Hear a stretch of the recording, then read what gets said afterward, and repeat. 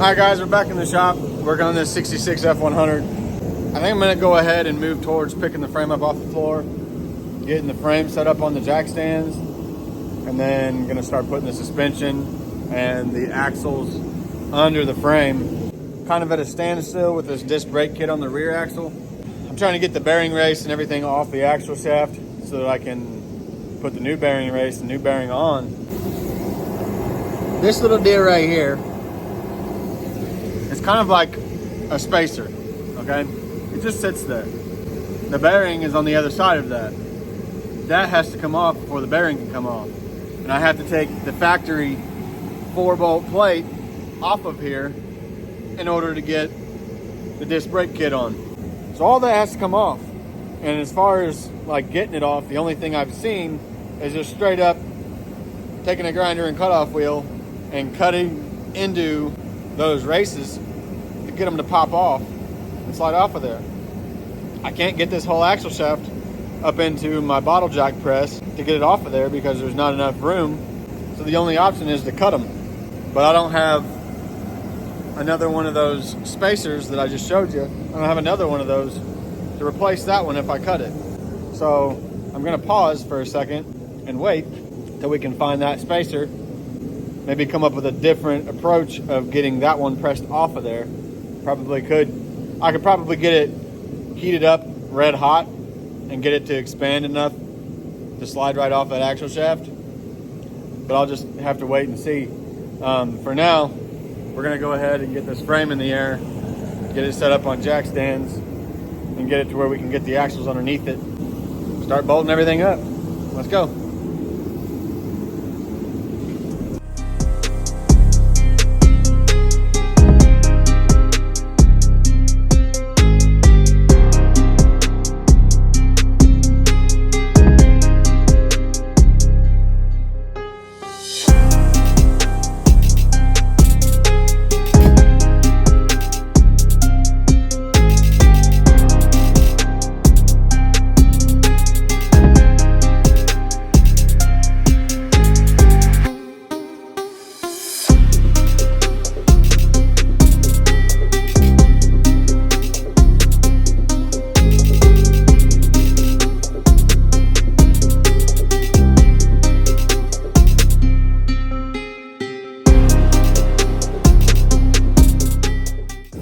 We got our axle underneath here, and I started putting the radius arms on, but I made the rookie mistake whenever I was taking all this apart and pitched the nuts and the washers for the radius arm bushings down here, because I figured the new radius arm bushing kit that we got would come with new washers and new nuts, and it in fact did not.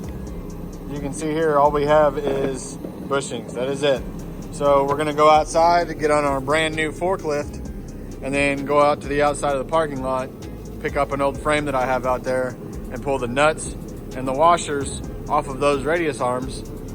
And then we can come back in here and put our bushings on and get our radius arms tied under our frame rails. So without further ado, let's go. Oh yeah, we also got us a nice little diesel fuel mess right here. This dang old nozzle. Makes for a great time trying to pour fuel in that thing, but let's go.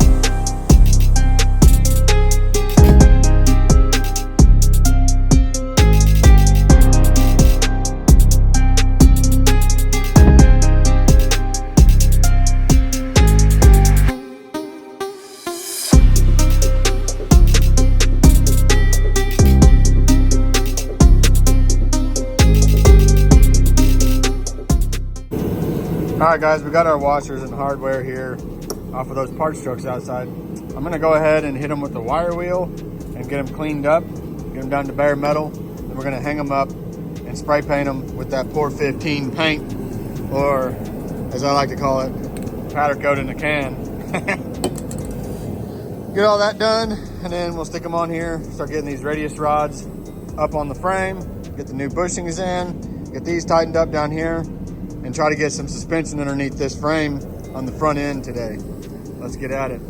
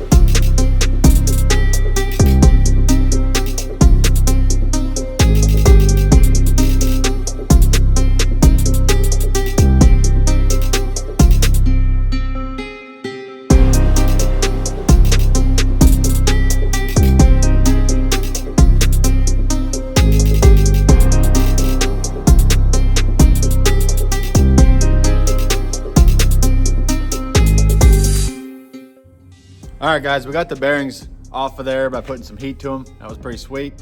I am gonna go ahead and get these set up into the press here and get the new bearings pressed on, along with the disc brake kit stuff that we need to hold the axle shaft into the housing.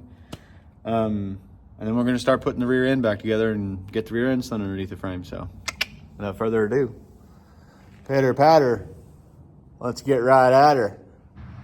All right, guys, we gotta go move the 66 Ford out of the garage that's under the apartment and get a side-by-side that is behind it and get it moved over here into the shop to where I can actually start messing with it.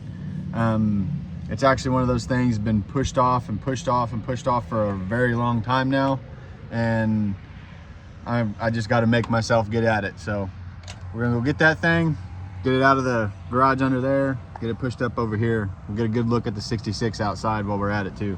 Get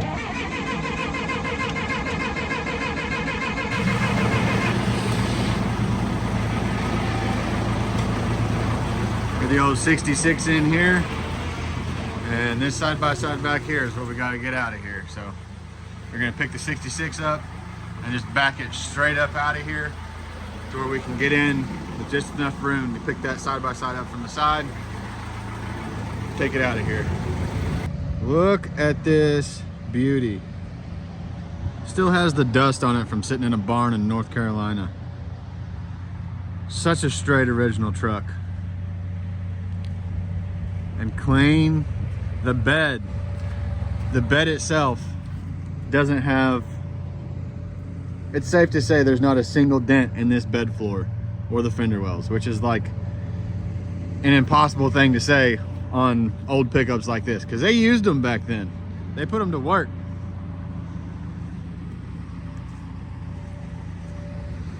Such a clean original truck, dude. Like the interior, clean. It's gonna shape up to be one sweet ride once it gets on that four-wheel drive frame in the shop. But I'm gonna go ahead and set this down with the forklift and get the forklift back underneath the truck and get the truck pushed back up into the shop, into the garage here, out of the weather. We don't want to get it wet too much. It hasn't seen rain or sat out in the weather for a very long time, and we're trying to keep it that way. So we're gonna get this one set down, get that one picked up, shoved back in there, and then get this one over here in the shop. Let's go. Got her shoved back in here in the dry. Such a straight old truck. I just can't help but to stand back and admire this thing. It's gonna be so stinking clean when we get it on that brand new frame and suspension and four-wheel drive axles. Get it up in the air. Aftermarket, but definitely still going for a factory 4x4 style build on this thing. We're not going all out and doing a crazy engine swap or big wide wheels and tires. We're probably going to end up keeping the factory steelies, honestly, but it's definitely going to be clean and slick and cool. I cannot wait to start taking this body off, getting this body placed on the other frame inside the shop. Cannot wait to get my hands on it. We've got a lot of meticulous stuff to do on the frame first though, so get the garage door shut and get that thing in there. Let's go. All right, guys, as you can see right here, we got us some new fancy microphones in. You guys can hear me mic'd up while I'm working on this stuff now. Probably lay off of the time lapses. But we got into an issue a while back trying to get these wheel bearings on. I ordered like 10 different wheel bearings from Jeff's Bronco Graveyard, and not a single wheel bearing that came in fit these axle shafts. Everything just slid straight over and went straight down to the bolt hub. So I took about 3 different trips to Napa today and finally found the correct wheel bearings for these axle shafts. So I'm gonna go ahead and get them set up, and we're gonna get them pressed on. We're gonna stay mic'd up while we're doing it. So without further ado, pitter patter, let's get right at her. While I'm doing this, I'm also going to be trying different positions with the microphone to see which spot on my body this thing being clipped is less scratchy, because I am noticing if I have it super close to my mouth, it's distorted. So all right, guys, we got the 6.7 in the shop. I'm going to get it up on the lift, get the 24s off, and we're putting the stocks on, because I do have these 24s posted for sale. They have not sold yet, but I want to go ahead and get them swapped out, get them off the truck, and we're also going to test them on Tina and see how they look on Tina. So we're going to get this thing up in the air, get Tina pulled behind it out here on the concrete pad, start getting them swapped over. Pitter patter, let's get right at her.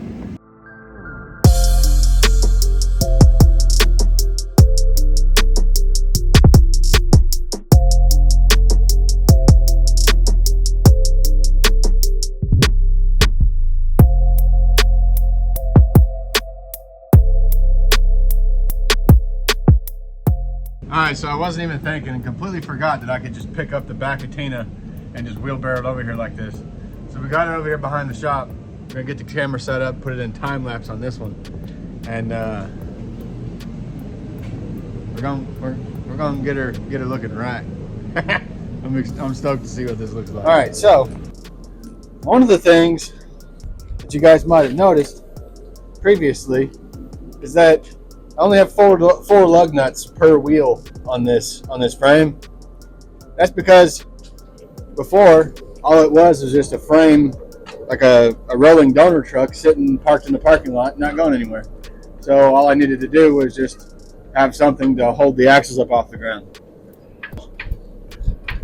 We only have 4 lug nuts per hub to take off, get these wheels off, which is why I chose Tina to be the one that I did outside, because there was less lug nuts, which means I'll be spending less time swapping this stuff out.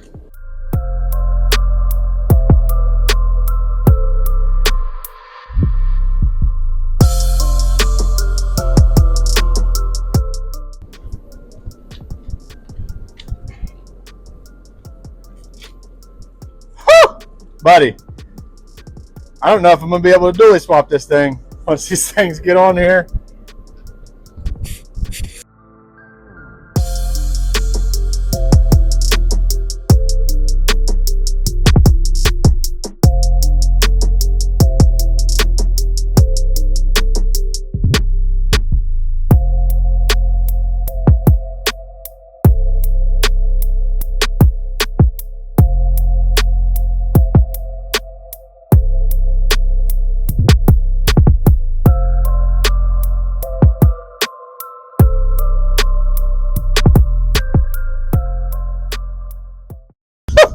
Buddy, flatbed race truck right there. Flatbed race truck.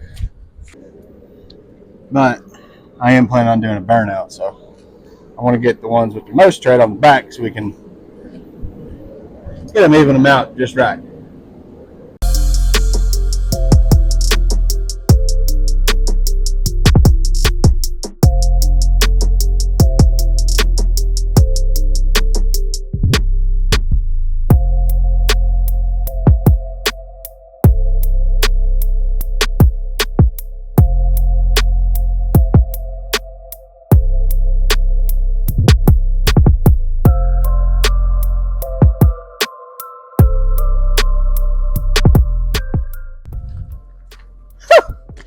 Boys, look at that old girl.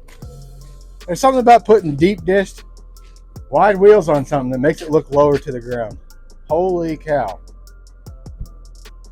That thing is a beauty. Just downright beautiful. Let's turn the lights on.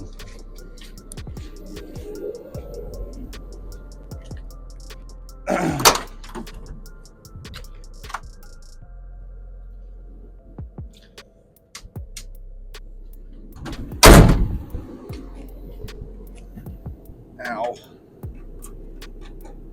That little thing in there.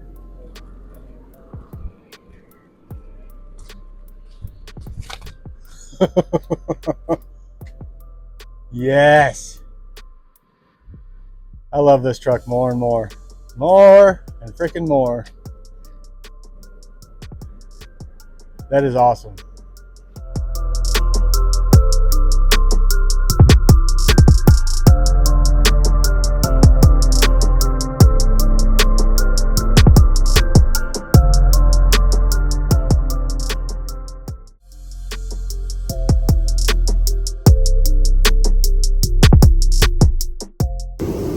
Alright guys, we got those wheels and tires swapped out.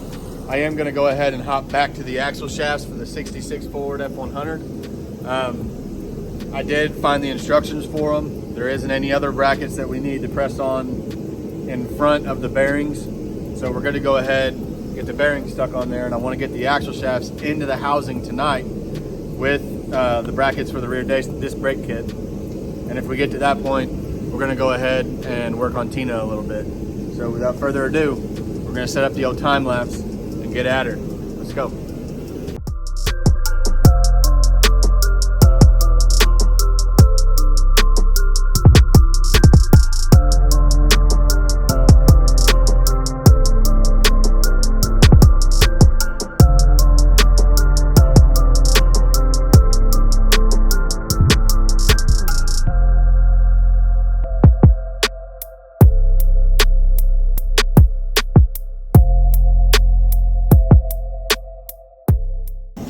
All right guys, we got those axle shafts in there, got the new bearings on, and got the first brackets that we need for the disc brake kit.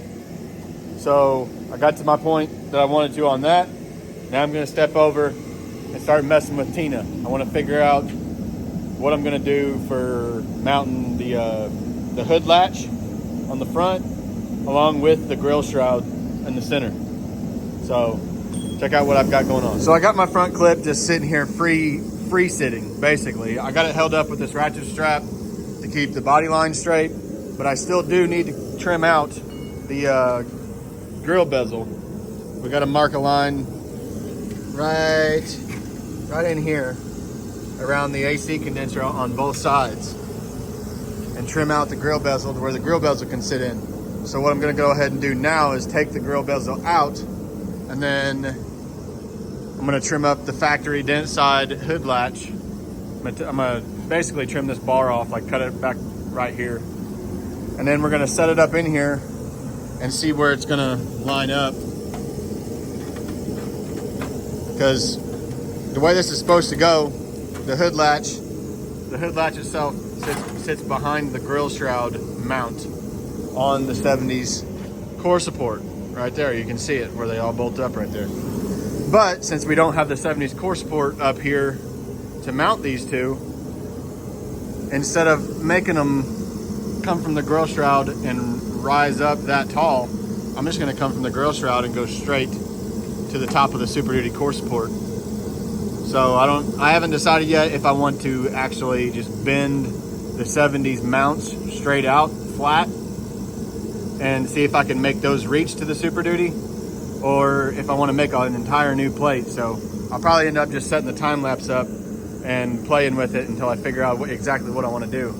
But we're not going to have the rise up tall core support anymore. It's just going to be flush, and then I'll just make a drop tube to mount the hood spring to come down and hood spring to my plate or this core support. So that's my plan though. I'm gonna start messing around and tinkering with it. I'm just gonna set you guys up on time lapse and we'll see where we can get. Let's go. Well guys, I did figure out what I wanted to do with that hood latch area, but I am gonna call it a night. I do have a lot to edit out for the video this week. So I'm gonna go ahead and get in the house, get all that edited so we can get this video up for you guys to see tomorrow. Thanks for watching. Like, subscribe, share it with a friend.